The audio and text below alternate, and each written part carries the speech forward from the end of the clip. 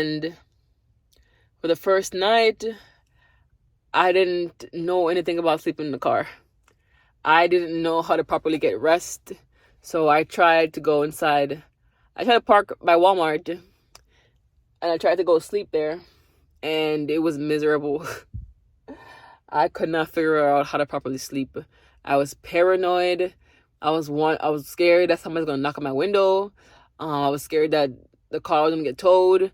I was scared that somebody was just gonna come and bother me. Like, I was just terrified of what could happen, right? So I ended up not getting any sleep the first night at all.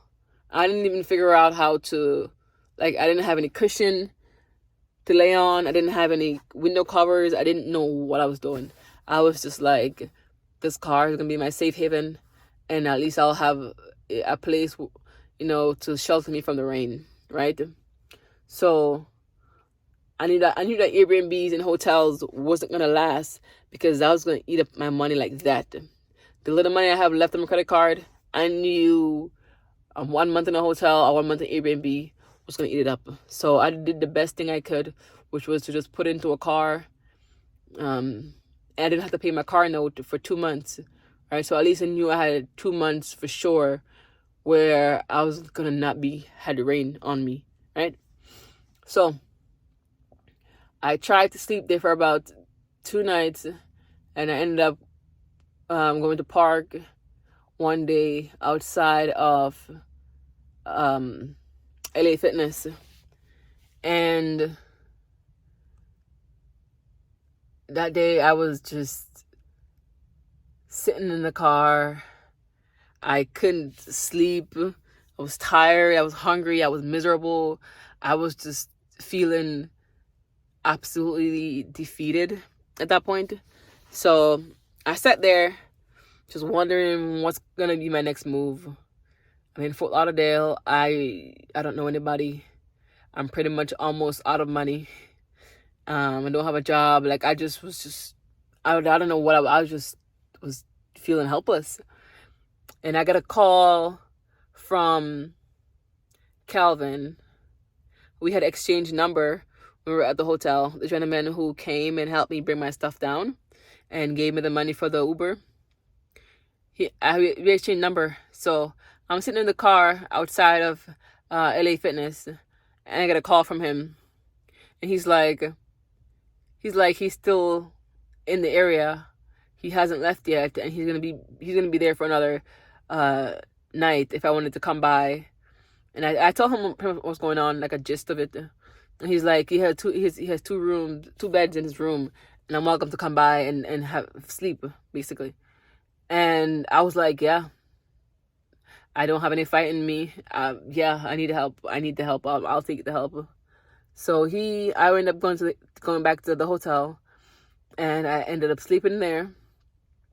And the next night he was checking out, but he was moving into a different hotel. So he booked another 2 nights there, and he said I'm welcome to stay in one of the bed, because he'll book another 2 beds in the room. So I said, yeah, I'll take it.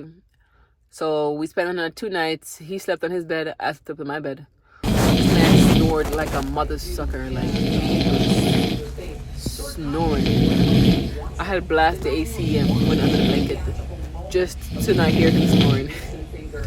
But 2 nights finished, and he was about to leave.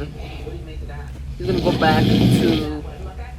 I'm about to reveal where I am right now. He's gonna go back to Kentucky, right? He's gonna go back to Kentucky, and what he said, he has a place there, and I'm welcome to come and stay in Kentucky until I figure out what I want to do, right? So he's like, he left some money on the dresser for me. He says, you can use this to do whatever you want, or you can use this and pay for gas and hotel and make your way down to Kentucky, right? Stay with me. So I thought about it for a few days. I told him I needed 2 more nights in the hotel, so he he left me 2 more nights at the hotel, and I thought about it, and I was just, I thought about it, and I was just like, I at this point in my life, I really don't have anything to lose. I'm here in Florida. I don't know anybody here. I don't have a place. I don't have a job. All I have is this car and all my stuff that's inside, right? So I'm like, at this point, I'm like, I don't have anything to lose. Like, I literally have nothing to lose, right? If I don't go, I'll be here in my car. If I go and don't work out, I'll be there in my car, right? So in my head, like, it's a 16-hour drive. If I don't like it that much, I can just leave, right? So 2 days come, and I take the drive. I take the drive. My drive down. It takes me like literally 3 days to drive 16 hours. Like I said, I just got in the car. I wasn't really comfortable on the road yet. So I drive for 16 hours. I made it safely. And I got there around 7 a.m. in the morning. And he's still at work. So I stay in the car for about half an hour until he comes from work and he lets me in. It was an apartment complex. Yeah, he stayed in one of the rooms. He had his own like a 1-bedroom apartment, right? So I go inside his house. His house it's small, and it's filled with things. His kitchen is filled with things, and there's a little space on the couch. So I pretty much park myself on his couch, and he tells me that I can sleep in his bed. And the first night I tried to sleep in his bed, and he works the night shift, so he's always gone night shift, right? So the daytime when he would come into the room, and he would just sleep, and he would be snoring like a pig, and I would get up and go into the living room because this was too much noise for me. So this lasted for about 2 days, maybe 3 days. I slept on his couch for 2 nights. And one day, I just basically didn't want to sleep in his bed. I didn't want to sleep next to him. I didn't want him to touch me. I didn't want any of that. So one day when he went to work, and I started to do DoorDash, and I think I made do like 3 delivery, and it was the nighttime, and I ran over this like big circle. It's like a drain. Those big circle pipes? These are big metal pipes that was on a drain by someone's house. And I ran into it, and I popped my tire, and I ruined the whole thing. So, good thing the brand new car came with tires and wheels protection. So I took it to the dealership the next day. I didn't even tell him about it. I just took it to the dealership the next day, and they fixed it. So everything was good.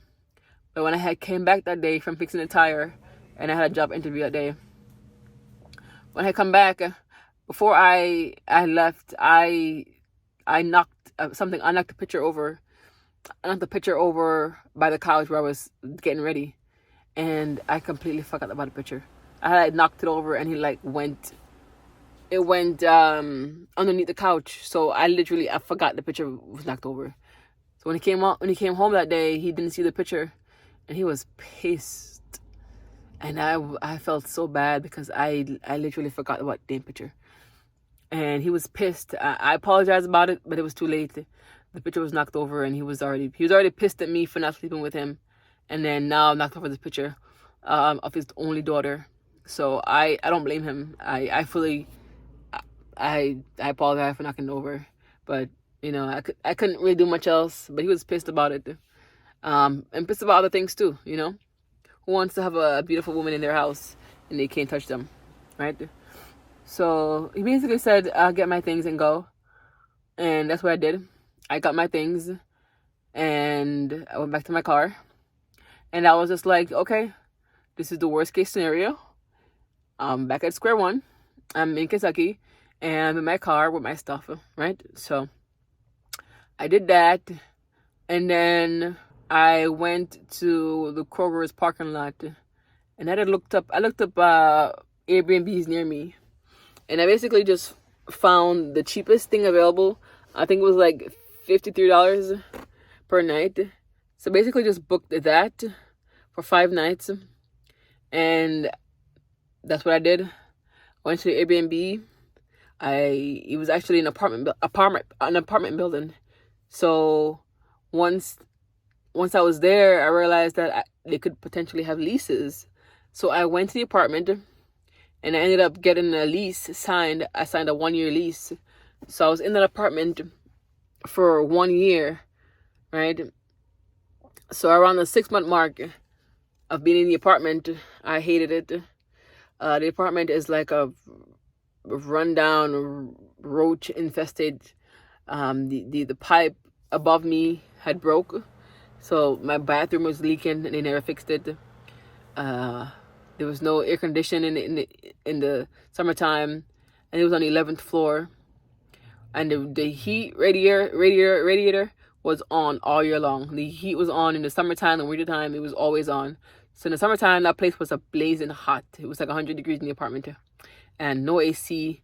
The windows didn't work, so it was a bit miserable to live there. The trash chute didn't work.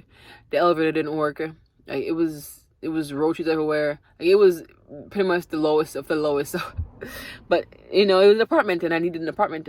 So after a year, lease ended. Before it ended, actually, like a few months before it ended, I basically couldn't even afford to live. I was bartending, but I couldn't afford. Like, I'm trying to pay off this credit card, which at this point, like, I had racked up. I probably had, like, in total, I probably was close to like $25,000 in credit card debt, right? I was spending, like, the first few months I was here, I was spending everything on my credit card, right? And I had 2 credit cards at that point. I had already maxed one out at $5,000, and then I had the one that as a $15,000, which was pretty much almost maxed out. I had put the car on it, and then the car was accumulating interest every month because I wasn't paying it back in full, so everything was accumulating interest. So I had dug my hole into like a $25,000 credit card debt. Plus, I had a brand new car note loan on my shoulder. Plus, I had the student loans on my shoulder. So I was just pretty much in debt. And towards the end of having that lease, I couldn't afford to pay the rent, which was $810. My car note, which was $600, plus my car insurance, since I was a brand new driver. And when I got to Kentucky, I hit a deer, so I had created a $5,000 damage on my car, right, when I got to Kentucky. So I had to go through my car insurance. So my car insurance was like $500 something, $500 something a month. So plus my credit card, which I was trying to pay back. So I couldn't afford to have a car, an apartment, and pay car insurance, plus trying to pay off these credit cards. I couldn't afford it. I was not making enough money, right? So plus food, like I could not afford, gas and everything. I couldn't afford it. So I was just like, what are my choices, right? I can't renew this. I can't renew my apartment lease because it's. At the end, I ended up having to put like a couple of my apartment rent on my credit card, right? I couldn't afford to live. So I was just like, you know what? If I can live in my car for a year and at least eliminate my rent, at least eliminate $810, I can try to survive, right? So that's the main reason why I moved into my car, was because I couldn't afford both the car and the apartment, right? And I figured if I didn't have the car, I would have to be Ubering everywhere. Uber to do the laundry. I had to be Uber to do anything, right? Uber to go to work. Like, I just figured if I had to live without one, it was going to be the apartment. I was going to live without the apartment, right? So that's what I did. I researched, shout out Bren P on YouTube. I watched a lot of his videos, and I basically followed his advice. Him and a lot of other YouTubers that I ran into who were living in their car. And I basically just watched their videos and figured out how to live in my car. I have a list on Amazon that of all the things I ordered before I moved into my car. I think I spent like $200, something dollars I spent on buying all the things. And 2 weeks before my lease ended, I tested it out and I made it through the night. Only thing was my feet were cold, so I had to go in and order me some toe warmers. But besides that, I it was fine. I slept fine once I had gotten everything I needed. So yeah, the lease ended and I moved everything into a storage unit, and that's how it's been ever since. I moved in was it April? Yeah, April. I moved into my car, and so far I have already paid off one of my credit card, the one that was maxed out at $5,000. That one is paid off. I have been paying back the second credit card. Right now I'm down to $10,000 left on that credit card. So I've been making progress. It's slow progress, but I have been making progress, and it feels good. I actually almost gave up the other night. When I got sick at this new job, I was just like, I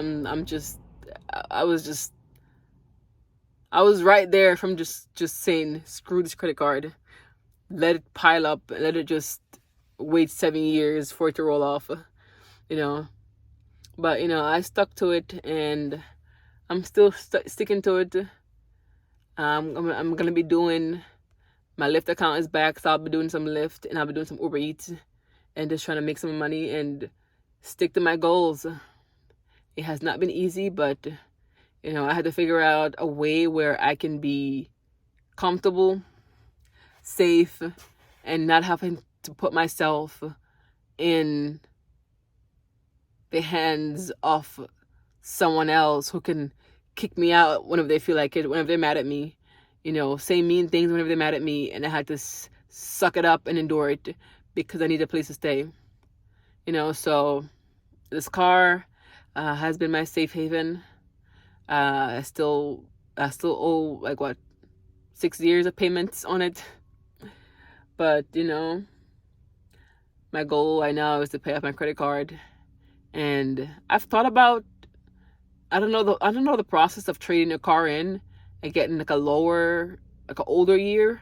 I don't know how that is, what the process is, but I've thought about it. But right now, I'm just focused on paying off my credit cards, and we'll go from there.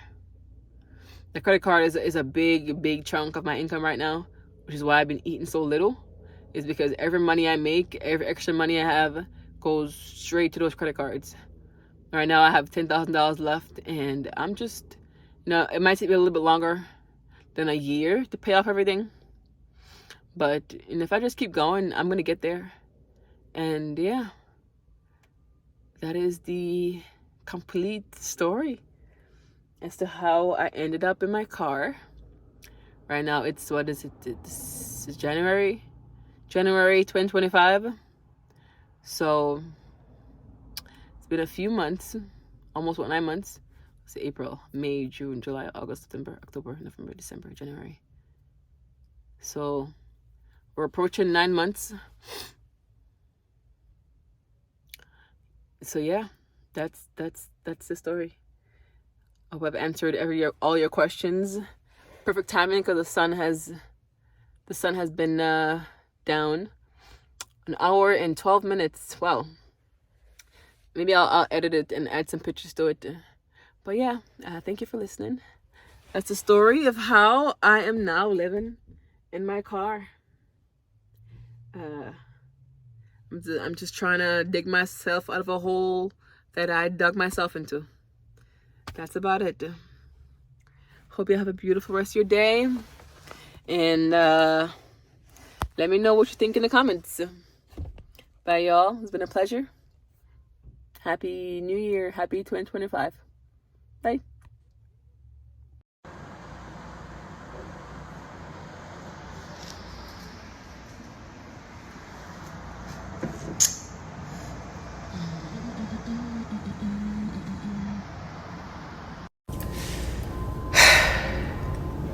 This is the end of being in debt. The end of living beyond my means. This is to downsizing something that I can easily afford and I can easily pay off my credit card bills. This is goodbye to this beautiful view. Every morning I'll come here and eat breakfast and look at the view. So this is goodbye to comfort. Hello, new beginnings. Hello, financially free, credit card free, car debt payment free, student loan payment free.